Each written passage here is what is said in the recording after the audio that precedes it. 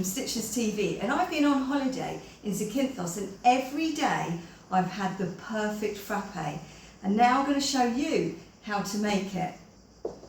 You just get coffee. My coffee's decaffeinated, and just put however strong you like your coffee. I put 1 dessert spoon. Hot water. Just leave it for a while. When you've left it, push it down as usual, just for making normal coffee, it's just the same.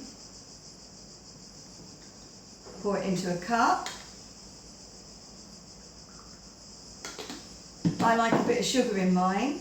I'm going to put 1 spoon of sugar, give it a really good stir, and stick it in the freezer.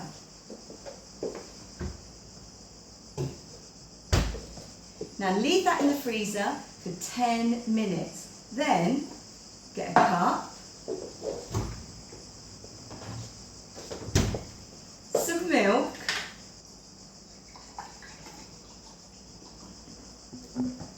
and then put that in the freezer as well for another 10 minutes. And when you take it out, it's got to look kind of like granita, little crystals, kind of icy crystals, and the same for the milk. And then you do this, it's amazing. Put the coffee into a container, and then give it a good old blitz. Just about reach. Watch what happens.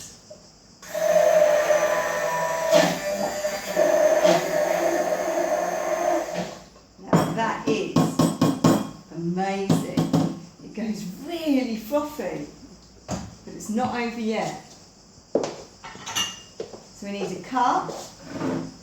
We'll pour that lovely frothy stuff in.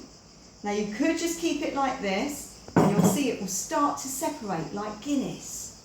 I'll put a bit more in. And then I need to froth the milk. So I'm going to put the milk in, and I'll give that a really good froth as well. Now if you like frothy milk, just chill it until it starts to get ice crystals, and it will be beautiful.